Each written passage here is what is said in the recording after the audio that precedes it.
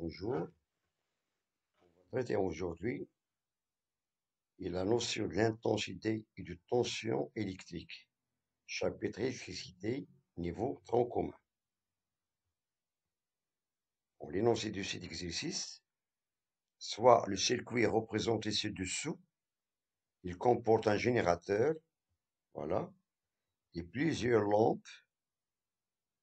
Seules les lampes L et L7 sont identiques. Les deux lampes L6 et L7 sont identiques. Bien. Les données de cet exercice, on donne I1 et de 0,1 ampères, c'est-à-dire 100 milliampères, I4 est de 20 milliampères, UAB 4 volts, UCB moins 2 volts, UGD 7 volts, UED de moins 1 volt et UGF est de 10 volts. On a ici les valeurs de tension et les valeurs d'intensité du courant. La première question, indiquez le sens du courant dans chaque branche du circuit. Deuxièmement, comparez en justifiant votre réponse les valeurs de I2 et I4. Et la troisième question, écrire la loi des nœuds, E nœud A. Voilà, on est ici le nœud A.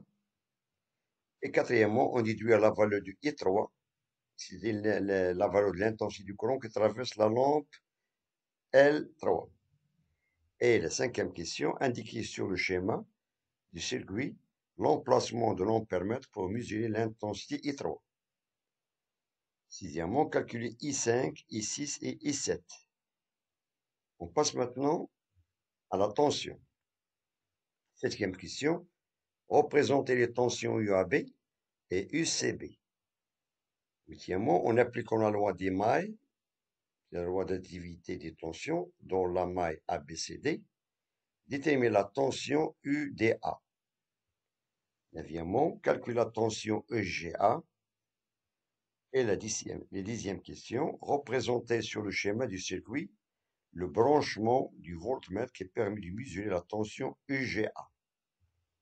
11. Comparez en justifiant votre réponse les tensions UEF et UHF.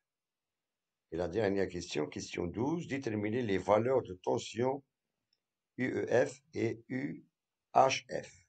Voilà. Bien. On passe maintenant à la solution. Commençons par la question 1. Voilà. Indiquer le sens du courant dans chaque branche du circuit. Dans ce circuit, on a un générateur. Voilà. Il est branché aux bornes G et F. Et on a ici 7 lampes, L1, L2, L3, L4, L5, L6 et L7. Seules les deux lampes L6 et L7 sont identiques. Dans ce cas, ils sont branchés, et ces deux lampes sont branchées en dérivation. Bien. La première question, indiquer le sens du courant dans chaque branche. Réflexion, on a vu dans le cours que le sens conventionnel du courant est de la borne positive vers la borne négative à l'extérieur du générateur. Donc, dans cette portion du circuit, le courant sort de cette borne. Voilà, il va traverser la lampe L1. Il trouve un nœud A. Voilà, on aura ici le courant I3, l'intensité I3, qui traverse la lampe L3, et l'intensité LI2 qui traverse la lampe L2. De même, on a ici l'intensité I4. Arrivons au point D, le nœud D. Donc, on aura, voilà, on a ici du courant qui sont entrant au nœud D. Sort le courant I5. Voilà, il arrive au nœud E. Donc, on aura une autre intensité du courant qui traverse la lampe L6, c'est I6. Et de même, on a ici I7 qui traverse la lampe I7. Et en arrivant au nœud F, on a le même courant qui part du générateur arrive à la borne négative. donc le sens conventionnel du courant de la borne positive vers la borne négative à l'extérieur du générateur. Et inversement, le sens des électrons, il part de la borne négative vers la borne positive. Voilà. Donc ça, c'est la réponse de la question 1. Deuxième question. Comparez en justifiant votre réponse les valeurs de I2 et I4. Donc on doit comparer les deux valeurs I2, c'est-à-dire I2, c'est l'intensité du courant qui traverse la lampe L2, et on va la comparer avec l'intensité I4 qui traverse la lampe L4. Bien. On constate ici que les deux lampes L2 et L4 sont branchées en série.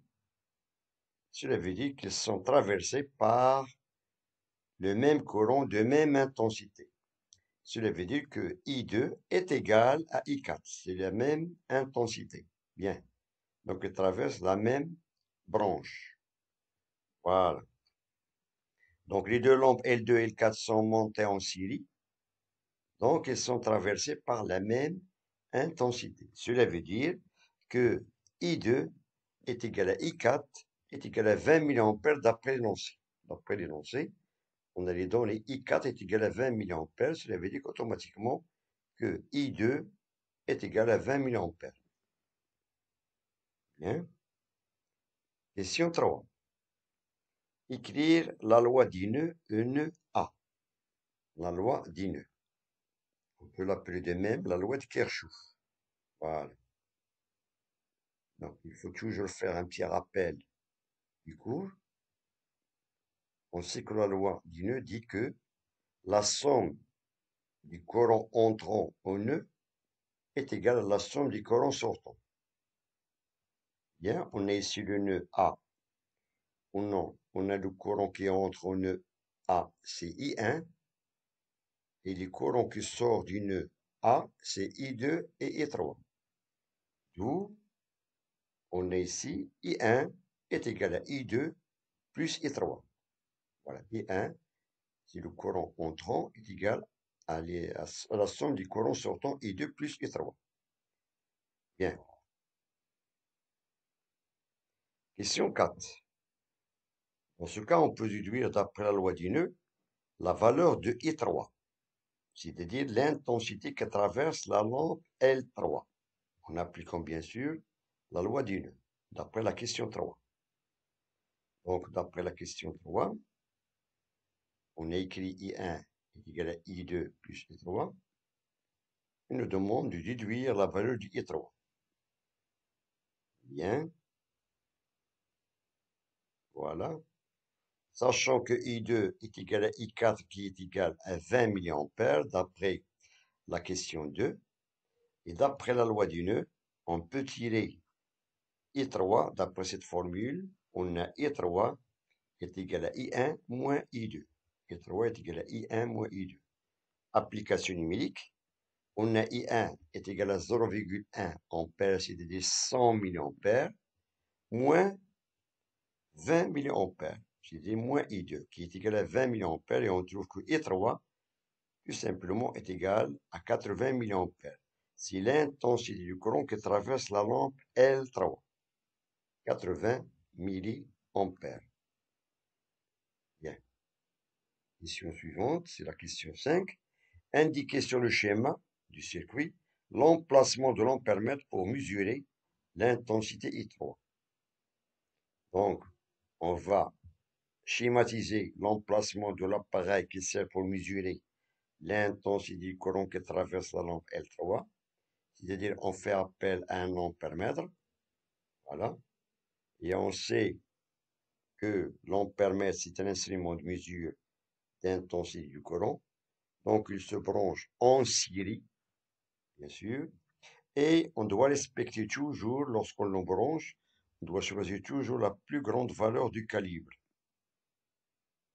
Donc, réponse, on place cet ampèremètre, voilà, en série, à côté de la lampe L1. C'est dans cette branche. Soit à ce point même, on peut le placer ici, dans ce point. Donc, dans n'importe quel point de cette branche AD. Donc, il sert pour mesurer l'intensité I3. Bien. Et on doit choisir toujours que la bande positive de l'ampèremètre, si c'est la bande, bien sûr, il est connecté par la bande positive du générateur. Bien. Question suivante.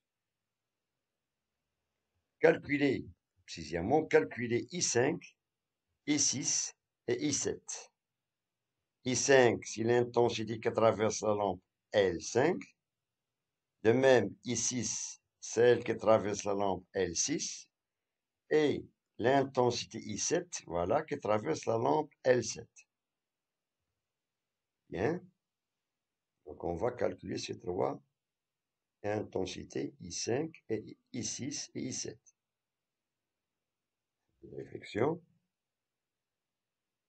Toujours d'après la loi du nœud. Donc, on va commencer par le calcul de l'intensité I5.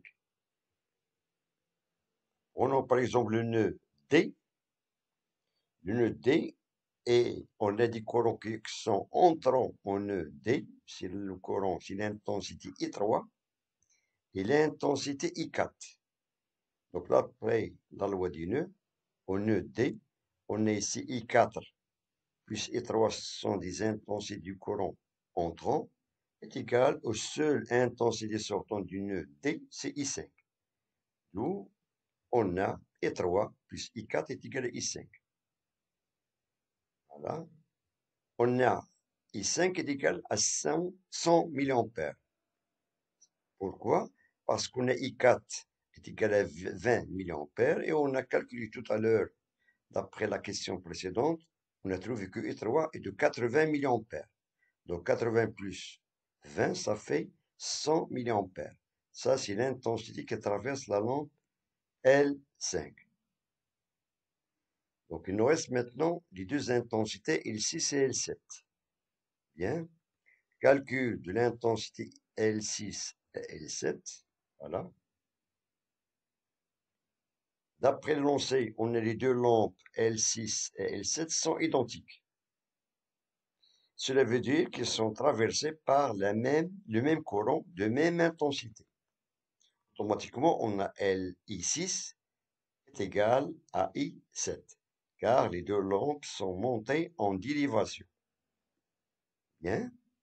Donc les lampes L6 et L7 sont identiques, donc I6 est égal à I7. Bien. En E, on a les courants qui sont entrant en E, seule l'intensité I5. Et les deux courants sortants, I6 plus I7. D'où on a I5 qui est égal à I6 plus I7. Bien. Étant donné que I6 est égal à I7, donc c'est tout simplement, on peut écrire que I5 est égal à 2 fois I6. Et on trouve que I6 est égal à I7 qui est égal à 50 mA. Pourquoi? Parce que I5 est égal à 100 et on divise par 2. Une fois l'intensité arrive au point E, va être divisé en 2 pour avoir 50 mA et 50 mA pour les deux intensités I6 et I7.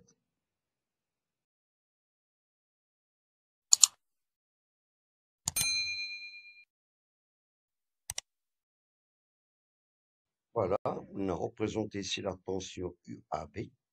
Toujours la flèche est dirigée vers le potentiel le plus haut, c'est-à-dire que UAB, automatiquement, c'est le potentiel de A moins le potentiel de B, c'est-à-dire VA moins VB. Cela veut dire que le potentiel de A est supérieur au potentiel de B. Bien, pour la représentation de UCB, O bien est égal à moins UBC, car on a la tension UCB, elle est négative. Donc on peut représenter la tension UBC comme ça. Voilà, la tension UBC, c'est le contraire de UCB. UBC est dans ce sens, c'est-à-dire le potentiel de B est supérieur au potentiel de A. Étant donné qu'il nous demande de représenter la tension UCB, donc on peut renverser la flèche vers le bas et on aura, en ce cas, UCB. Par contre, cette représentation nous donne la tension UBC. Bien. Passons maintenant à la question 8. En appliquant la loi des mailles dans la maille ABCD, détermine la tension UDA. La tension UDA. Bien. On peut l'appeler la loi des mailles ou bien la loi d'additivité des tensions. Prenons par exemple cette maille. Voilà. On a la première maille, la deuxième maille et la troisième maille. Donc, cette première maille, A, B, C, D, il comprend 3 lampes. La lampe L2, L3 et L4. Il nous demande de déterminer la tension UDA. La tension UDA. Voilà. Bien.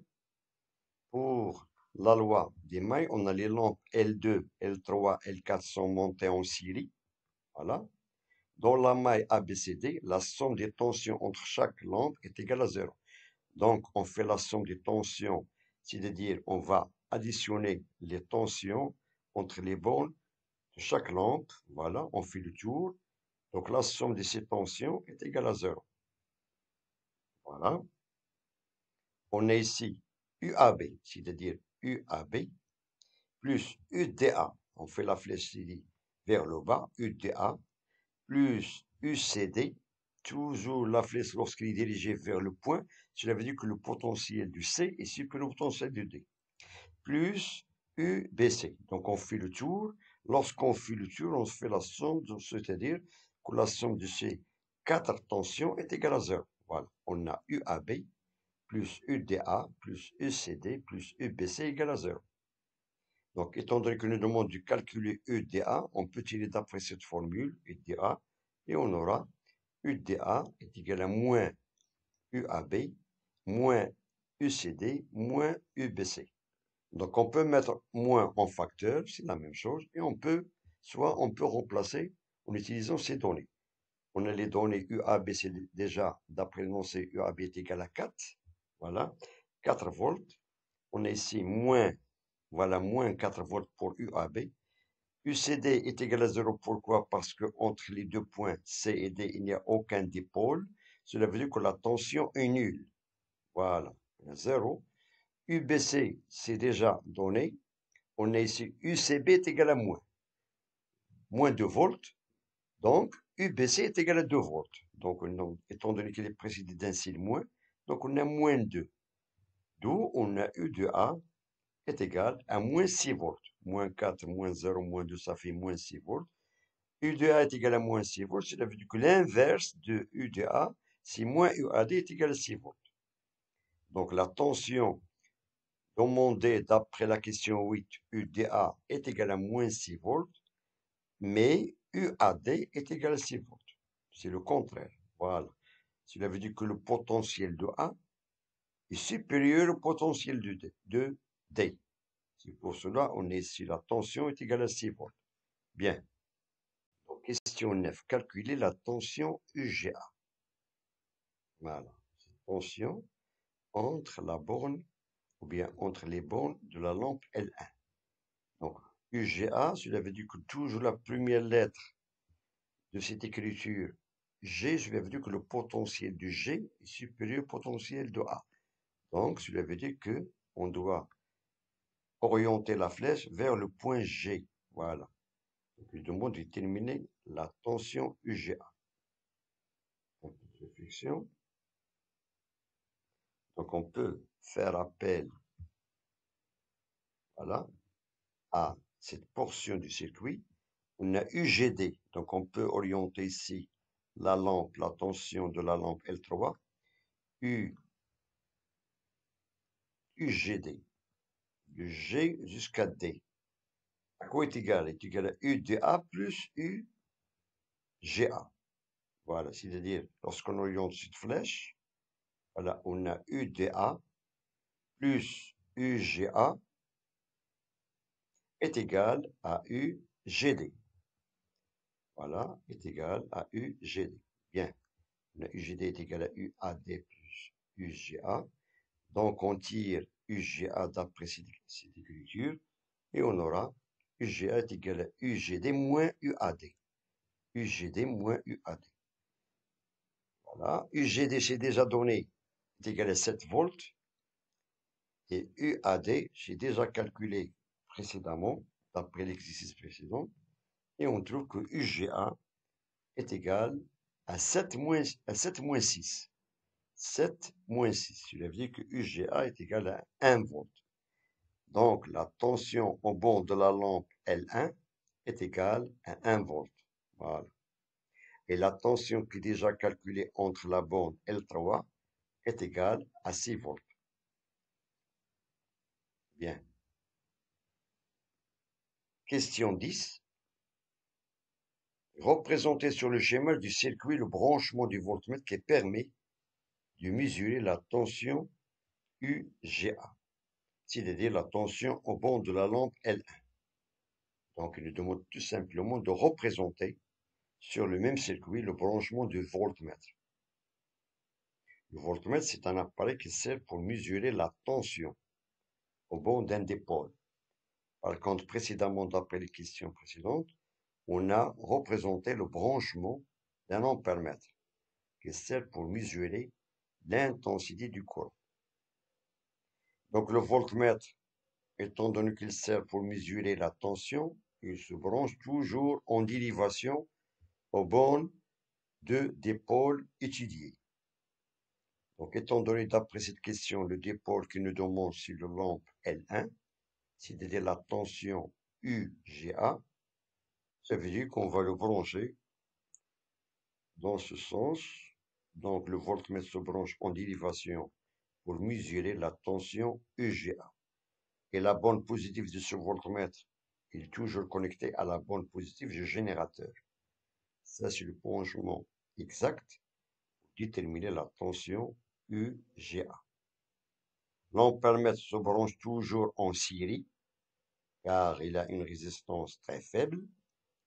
Par contre, le voltmètre, il se branche toujours en dérivation, car il a une résistance très forte. Bien, et sert pour mesurer la tension.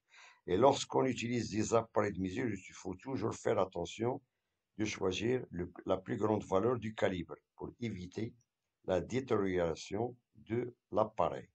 Bien. Maintenant, question 11. Comparez en justifiant votre réponse les tensions UEF et UHF. C'est-à-dire la tension UEF, c'est la tension en bord de la lampe L6. Et UHF, c'est la tension en bord de la lampe L7. Nous demande de comparer les tensions de ces deux lampes.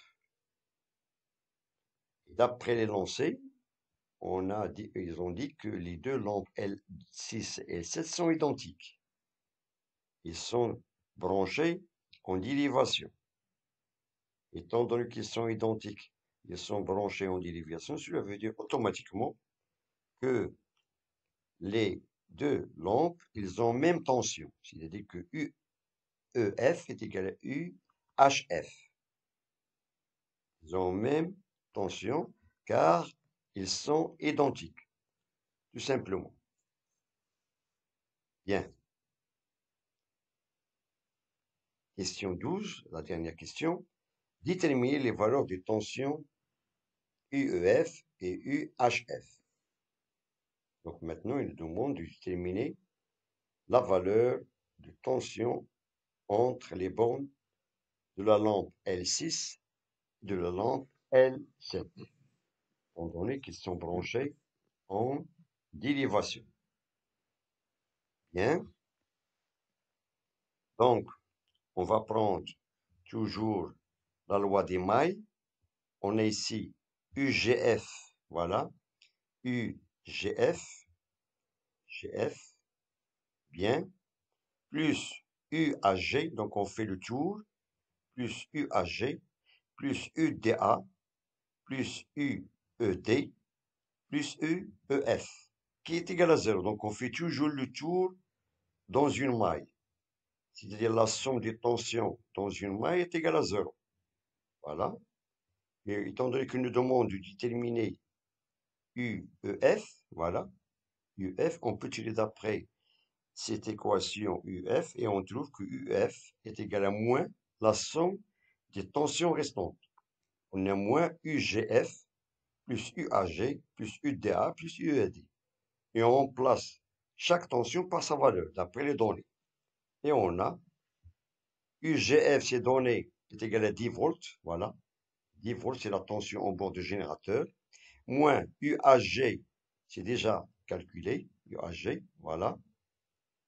UAG est égal à moins UGA. Voilà, c'est moins 1. Car on a UGA est égal à 1. Donc UAG est égal à moins 1. De même, UDA, c'est moins 6, d'après les questions précédentes. Et UED est égal à moins 1. Voilà, UED est égal à moins 1 volt. Et on trouve finalement que UFE est égal à moins 2 volts. Moins 2 volts. Cela veut dire que UEF est égal à 2 volts. Étant donné que UFE est égal à moins 2, donc UEF est égal à 2 volts, qui est égal à UHF. Voilà. Car les deux lampes sont montées en dérivation et ils sont identiques.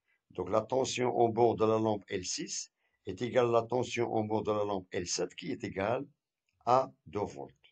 Ça, c'est la valeur ou bien c'est la réponse de la question 12, la dernière question de l'exercice, voilà, sur la notion de la tension et de l'intensité. Bien. Donc, je vous remercie de votre attention. Bon courage et à très bientôt. Barakallah alaikum.